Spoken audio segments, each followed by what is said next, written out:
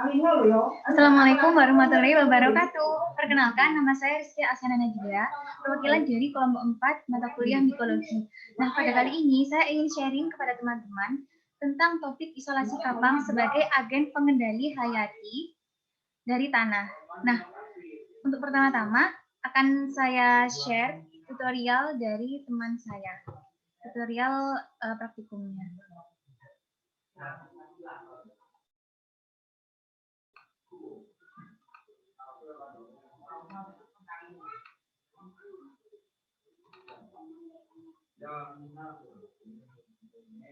Assalamualaikum warahmatullahi wabarakatuh. Pada kesempatan kali ini kita akan melakukan praktikum mandiri dikarenakan adanya pandemi COVID 2019. Nah, adapun praktikum mandiri kali ini yaitu dengan topik isolasi kapang, agen pengendali. Assalamualaikum warahmatullahi wabarakatuh. Pada kesempatan kali ini kita akan melakukan praktikum mandiri dikarenakan adanya pandemi COVID 2019. Nah, adapun praktikum mandiri kali ini yaitu dengan topik isolasi kapang, agen pengendalian hayati dari tanah. Alat bahan yang kita butuhkan ada sekop nanti digunakan untuk mengambil tanah. Ini sampel tanah yang sudah diambil pada kedalaman 5-10 cm. Nah, untuk mengambil tanah ini kita bisa mengambil di area pesawahan atau tanah yang berada di bawah pohon. Nah, kemudian yang kedua ada ulat hongkong atau Tenebrio molitor. Kemudian di sini ada karet dan plastik, ada sarung tangan latex. Di sini saya menggunakan gelas top ice atau bisa teman-teman menggunakan toples. Kemudian kita membutuhkan air. Nah, adapun langkah-langkah praktikum mandiri kali ini, yang pertama kita masukkan sampel tanah yang sudah kita ambil. Ini sampel tanah yang diambil pada tanggal 25 April 2021. Nah, ini kita tambahkan air secukupnya hingga lembab, jadi jangan sampai menggenang. Kita masukkan air. Ini cukup sampai lembab ya teman-teman. Nah, jika sudah, kita langsung masukkan ulat hongkong atau Tenebrio molitor. Yang dimasukkan adalah larva instar 3 yang habis berganti kulit. Nah, cirinya itu adalah dia yang berwarna putih. Nah, kulitnya sudah berwarna putih seperti ini. Kita masukkan 5-10 ekor. Kita taruh di atas tanah yang tadi sudah lembab. Ya, 5-10 ekor. Nah, ini berfungsi sebagai perangkap umpan atau insect bite method. Jadi nanti ulat hongkong ini akan terinfeksi oleh kapang yang ada di dalam tanah. Ya, kita pilih.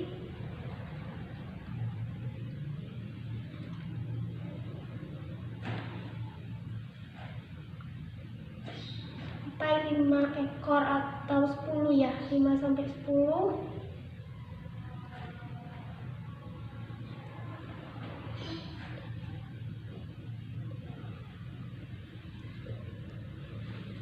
Nah, jika sudah, kita tutup toples ini atau wadah gelas toples ini.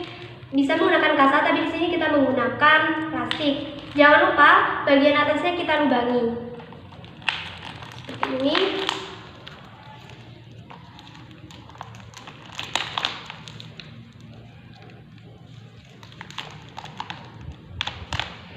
Nah, ini kita simpan di tempat yang gelap, jadi terhindar dari sinar matahari langsung.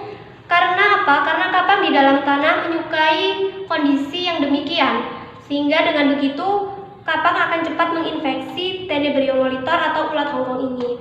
Sebenarnya setelah ulat hongkong ini terinfeksi, kita akan mengujinya di lab. Namun karena keadaan pandemi, kita melakukan praktikum cukup sampai tahap ini.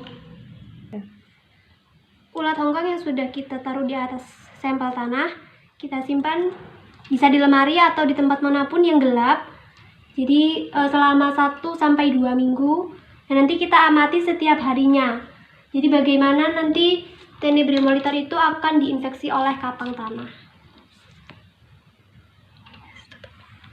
Nah, kita tutup. Kita tunggu sampai 1-2 minggu. Baik, sekian tutorial praktikum mandiri kali ini. Saya akhiri. Wassalamualaikum warahmatullahi wabarakatuh.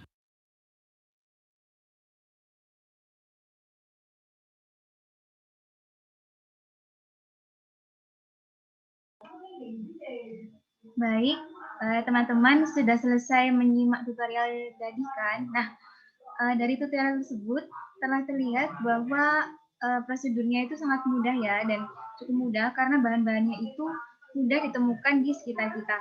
Nah, selanjutnya yaitu masuk ke pembahasan, di mana akan dibahas bagaimana sih hasil dari praktikum tersebut dan kapang apa yang ditemukan, serta bagaimana cara kapang untuk menginfeksi serangga hama tersebut.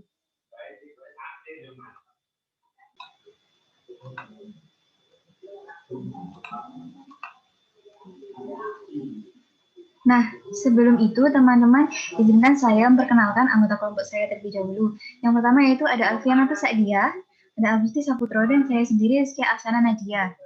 Nah, yang pertama yaitu kita masuk pembahasan. Dengan topik isolasi kapang, agen pengendali hayati dari tanah. Nah, jadi dari hasil praktikum, ini menunjukkan bahwa ulat Hongkong atau Tenebrium molitor ini diinfeksi oleh kapang tanah. Dan pertumbuhan kapang ini terlihat pada hari ke-7 sampai ke-8 sejak inkubasi. Jadi ulat ini setelah diinkubasi oleh kapang agen pengendali hayati ini. Nah, lalu inkubasi ini dimulai pada tanggal 26 April 2021 dan mulai muncul kapang pada tanggal 3 Mei 2021 atau 6 hari setelah inkubasi. Nah, dan kapang ini bertambah banyak pada permukaan tubuh Tenebrium molitor terlihat pada tanggal 4 Mei atau hari ke-7 setelah inkubasi. Nah, dari jumlah total Tenebrium molitor yang diinkubasi, yaitu di dalam gelas itu ada 7 ulat, namun hanya 2 yang diinfeksi oleh kapang tanah. Nah, selanjutnya terdapat 3 kata kunci, yaitu yang pertama itu metode. Nah, metode yang kita gunakan kali ini adalah insect bait method, di mana metode ini tuh memancing kapang entomopatogen dengan menggunakan serangga Tenebrium molitor. Nah, lalu tanah yang digunakan yaitu tanah subur yang berada di bawah pohon atau di pekarangan atau di perkebunan seperti itu ya. Nah, tanahnya ini diambil pada kedalaman 5-10 cm.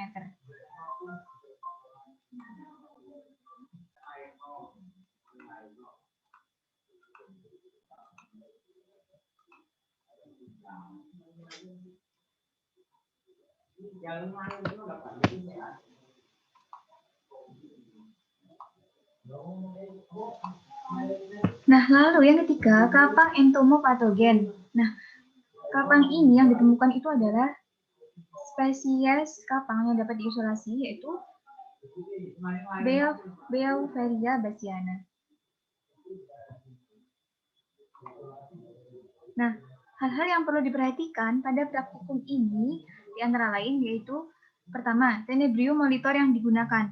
Jadi, ulat Tenebrium molitor ini merupakan ulat Hongkong, di mana ulat Hongkong yang kita gunakan ini adalah larva instar 3 yang baru saja berganti kulit. Jadi kulitnya itu masih berwarna putih seperti itu.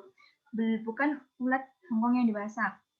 Nah, lalu yang kedua itu jenis tanah dan kelembapan tanah. Nah, jenis tanah yang kita gunakan itu tanah yang diambil dari bawah pohon di area pekarangan. Jadi diharapkan tanah ini merupakan tanah yang subur. Lalu kelembapan tanah. Nah, kelembapan tanah, jadi pada saat praktikum kita tambahkan 1-2 tetes air di dalam tanahnya yang sudah berisi ulat untuk menjaga kelembapan tanahnya. Lalu yang ketiga, pemberian lubang pada tutup wadah. Nah, lubang ini diusahakan jangan terlalu besar karena lubang ini hanya dibutuhkan untuk pemasukan oksigen untuk ulatnya. Nah, jadi jangan terlalu besar, kecil saja dengan tusuk gigi itu sudah bisa. Karena jika terlalu besar dikhawatirkan akan memungkinkan serangga yang lain untuk masuk seperti semut seperti itu, dan semut ini dapat dikhawatirkan mematikan dari ulat tersebut. Jadi takutnya ulat ini mati bukan karena kapangnya, tapi mati karena si semut seperti itu. Nah, lalu tempat penyimpanan setelah diinkubasi, ulatnya dimasukkan di tanah, lalu ditutup dan dilubangi. Nah, disimpan di tempat yang gelap karena agar menjaga keaktifan dari larva ini.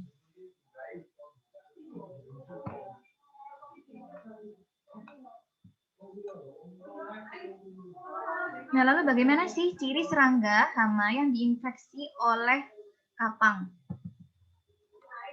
Nah, yang pertama yaitu nafsu makan berkurang, yaitu diikuti dengan lemas dan malas bergerak atau mager. Nah, ini terjadi pada hari ke-1 sampai 3 setelah inkubasi.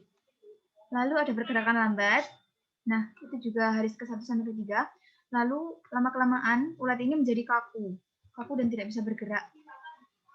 Nah, kaku lalu akhirnya mati dan tidak bergerak. Nah, ini terjadi pada hari ke-4 setelah inkubasi. Selanjutnya itu kulit dari ulatnya itu ditumbuhi oleh miselia kapang berwarna putih. Dan ini terjadi pada hari ke-6 sampai ke-7 setelah inkubasi. Nah, setelah muncul kapang ini warna putih, nah ini dilakukan pengamatan makroskopis pada kapangnya, yaitu warna miselianya putih bersih. Nah, setelah dicari di beberapa literatur, ternyata kapang agen pengendali hayati yang paling sering ditemukan dan paling sering digunakan untuk agen pengendali hayati itu adalah Beauveria bassiana, di mana Beauveria bassiana ini biasanya itu berwarna putih bersih dengan miseliumnya yang berwarna putih seperti itu. Nah, Beauveria bassiana ini merupakan cendawan penyebab penyakit white muscardine pada serangga hama yang menghasilkan miselium dan conidium atau spora yang berwarna putih.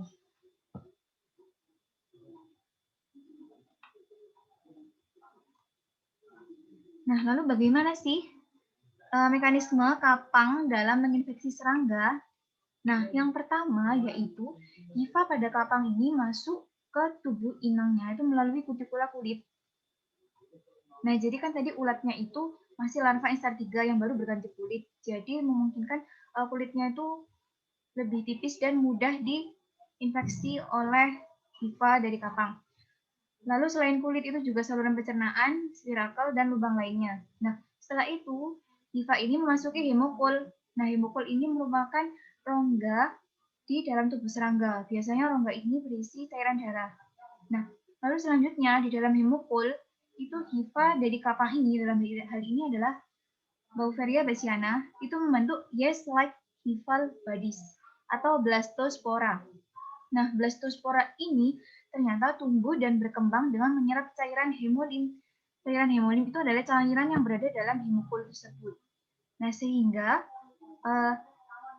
karena hifa ini menyerap cairan hemolim untuk pertumbuhan dan perkembangannya, maka lama-kelamaan serangga ini akan kehabisan cairan dan kaku lalu mati.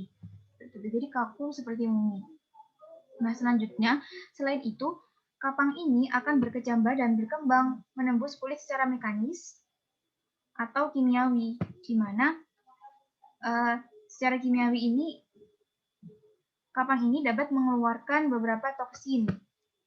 Toksin-toksin ini dapat menyerang jaringan tubuh serangga. Nah, contohnya yaitu toksin yang dihasilkan oleh Beauveria bassiana adalah Beauvericin, Beauverolit, Bassianolit, Isorolit, dan asam oksalit. Nah, kerja toksin ini itu merusak jaringan atau organ pada inangnya, seperti saluran pencernaan, otot, sistem saraf, dan sistem pernafasan, sehingga akan menyebabkan kematian pada serangga tersebut. Nah, selain itu, Beauvericin ini dapat menghancurkan lapisan lemak dan meningkatkan permeabilitas sel yang dapat menghancurkan ion spesifik sehingga dapat menyebabkan terjadinya transport ion yang abnormal, kemudian dapat merusak fungsi sel atau organel sel dari larva. Seperti itu. Nah, selanjutnya Misalnya kapang dapat menembus keluar dan tumbuh menutupi tubuh inang serta memproduksi konidia. Jadi sebelum misalnya kapang ini tuh menyelimuti tubuh dari serangga itu, pada mula-mulanya misalnya kapang ini hanya tumbuh pada daerah yang lunak di antara segmen. Jadi kan ulat itu terlihat ada segmen-segmen seperti itu ya. Nah itu mula-mula itu tumbuh di celah-celah itu saja. Nah namun lama-lama misalnya kapang ini makin banyak dan menembus keluar dan tumbuh menutupi tubuh inangnya serta memproduksi konidia. Jadi semakin menyelimuti dan semakin tubuhnya serangga itu tertutup dengan hifanya atau miselianya. Nah, tadi kan sudah tahu ya ciri-ciri dari kapang Beauveria bassiana ini dan mekanisme infeksi dari jamur kapang ini. Nah, lalu ternyata kapang Beauveria bassiana ini merupakan salah satu cendawan entomopatogen yang sangat potensial sebagai agen pengendalian beberapa spesies serangga hama. Nah, sebenarnya identifikasi Beauveria bassiana ini dapat dilakukan secara mikroskopis dengan pengamatan hifanya, yaitu memiliki septum atau tidak, terus konidianya itu diamati warna dan pola persebarannya agar dapat terlihat beberapa macam strain-strain yang ada. Nah, namun pada praktikum kali ini tidak dapat dilakukan pengamatan secara mikroskopis tersebut karena adanya pandemi COVID-19. Nah, selanjutnya, lalu tadi kan sudah familiar ya dengan kata-kata entomopatogen. Nah, sebenarnya apa sih entomopatogen itu? Nah, jadi entomopatogen itu merupakan kapang patogen pada serangga atau serangga heterotrof yang menginfeksi serangga dengan menyebabkan penyakit seperti itu. Jadi akan ada hubungan parasitisme di antara keduanya. Nah, lalu bioinsektisida. Jadi kapang yang ditemukan pada praktikum kali ini itu dapat berpotensi sebagai bioinsektisida atau sebagai pembasmi hama serangga alami. Seperti itu. Nah, apa kelebihan cendawan entomopatogen? Yang pertama yaitu reproduksinya yang tinggi. Lalu yang kedua, siklus hidupnya itu cukup pendek. Nah, yang ketiga, sporanya itu tahan lama walaupun di alam dengan kondisi yang kurang mendukung dari pertumbuhan kapang tersebut, namun sporanya itu dapat bertahan lama.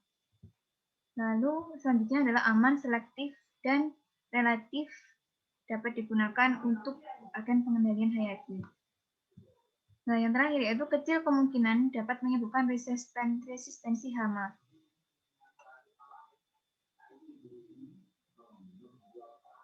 Nah, sebenarnya